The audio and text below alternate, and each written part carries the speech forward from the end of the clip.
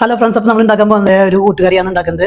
അപ്പോൾ ഈ രീതിയിൽ ഉണ്ടാക്കി നോക്കി എല്ലാവർക്കും സബ്സ്ക്രൈബ് ചെയ്ത് പ്രോത്സാഹിക്കും. കടല ഒരു ദിവസം തന്നെ വെള്ളത്തിലിട്ട് നമ്മൾ കഴുകി വൃത്തിയാക്കിയുടെ ടേസ്റ്റ് കൂടാൻ വേണ്ടിയിട്ട് ഒരു ട്രിക്ക് 1/2 സ്പൂൺ ജീരകം, 1 സ്പൂൺ കുരുമുളക്, തെൽമുളക്, കറിവേപ്പിലൊക്കെ ഇട്ടിട്ട് ഒന്ന് ചൂടാക്കിയിട്ട് മാറ്റി കുരുമുളക് നന്നായി പൊട്ടി വന്നിട്ടുണ്ട്. മിക്സിയുടെ ജാറിൽ ചെറിയ ജാറിൽ ഇട്ടിട്ട് ഒന്ന് പൊടി. ഇതൊക്കെ വേവിച്ചെടുക്കേണ്ട കടലല്ല ഒരു കപ്പ് എടുത്തിട്ട് ഇട്ട് കൊടുക്കുന്ന കായം ചെറിയ കപ്പ് ഇട്ട് കായം ഒരു കഷ്ണവും ഇട്ട് കൊടുത്തിട്ട് 1 സ്പൂൺ കാശ്മീരി മുളക് പൊടി, 1/2 സ്പൂൺ മഞ്ഞൾപ്പൊടി, ഉപ്പ് ആക്കിയിട്ട് വെള്ളം ഒഴിച്ചിട്ട് ഒരു 4 വിസിലടിച്ചിട്ട് ഇതൊക്കെ കടല വെന്ത് വരുന്ന സമയം അതിൽ കുറച്ച് വെളിച്ചെണ്ണ ഒഴിച്ച് കൊടുത്തിട്ട് വലിയ സ്പൂൺ ഉഴുന്ന് നമ്മൾ ഇട്ട് കൊടുത്ത് വരുമ്പോൾ നമ്മൾ അതിലേക്ക് തേങ്ങിയിട്ടത് വയന്ന് വരെ വറുത്ത് നമുക്ക് എടുക്കണം.